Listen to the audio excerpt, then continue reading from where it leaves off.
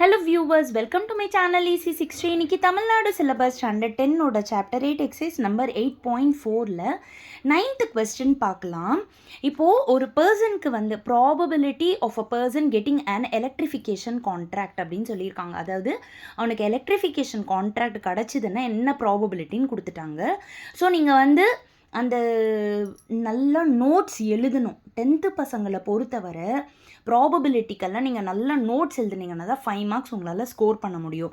அதாவது let A B the event of that a person getting an electrification contract அப்படின்னு எழுதி P of A is equal to 3/5.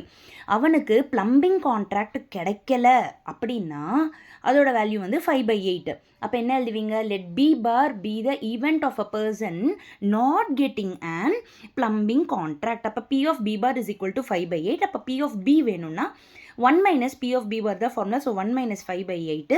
So LCM பண்ணிங்கன்னா 3/8ன்னு கிடச்சிரும். அடுத்தது அட்லீஸ்ட் 1 கான்ட்ராக்ட் கிடச்சிதுன்னா அதோட ப்ராபபிலிட்டி சொல்லியிருக்காங்க. அட்லீஸ்ட் 1 அப்படின்னா P of A union B, இதோட வேல்யூ வந்து 5/7. இப்போது what is the probability of getting both the கான்ட்ராக்ட்னு கேட்டிருக்காங்க. அப்போ P of A intersection B வந்து நம்ம கண்டுபிடிக்கணும். So obviously P of A union B formula போட்டுக்கிறோம். இதில் P of A union B பதிலாக 5/7 is equal to P of A வந்து 3/5 ப்ளஸ் பி ஆஃப் பி வந்து 3/8 மைனஸ் இது தெரியாது. ஓகேவா? இப்போ இது மைனஸில் இருக்கா, இது அந்த பக்கமாக கொண்டு போயிடுங்க. 5/7 இந்த பக்கமாக கொண்டு வந்துடுங்க. அப்போ மைனஸில் வந்துடும். இப்போ த்ரூ அவுட் 5க்கு 8க்கு 7க்கு 3க்கு எல்சிஎம் எடுத்திங்கன்னா 280 வந்துடும்.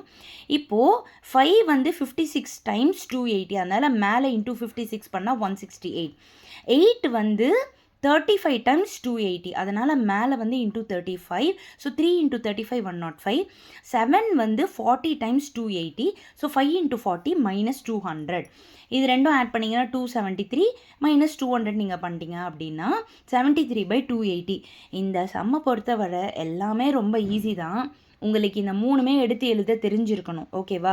என்னென்ன கொடுத்துருக்காங்க, என்ன கேட்டிருக்காங்க, இது எழுத தெரிஞ்சிருக்கணும். ஃபைனலாக எல்சிஎம்மில் ரொம்ப வீக்காக இருக்கிறவங்களுக்கு கஷ்டமாக இருக்கும். எல்சிஎம் எடுக்க தெரிஞ்சிருக்கணும். இது கொஞ்சம் பெரிய நம்பர்ஸாக இருக்குது, அதனால் எல்சிஎம் எடுக்க தெரிஞ்சிருக்கணும். ஃபாஸ்ட்டாக எடுக்கணும். கொடுத்துருக்கிற டைமுக்குள்ளே நீங்கள் முடிக்கணும். இதுதான் மேட்டர். இது ரெண்டுமே நீங்கள் பண்ணிட்டீங்கன்னா இந்த சம்மை ஈஸியாக நீங்கள் வந்து 5 மார்க்ஸ் அழகாக ஸ்கோர் பண்ணிட்டே போயிடலாம். ஸோ இதுவரை என்னோடய சேனலை சப்ஸ்கிரைப் பண்ணாதவங்க ப்ளீஸ் சப்ஸ்கிரைப் பண்ணிக்கோங்க. வீடியோஸ் பார்க்குறவங்க கண்டிப்பாக லைக் பண்ணுங்கள், ஷேர் பண்ணுங்கள், சப்ஸ்கிரைப் பண்ணுங்கள். Thank you so much viewers.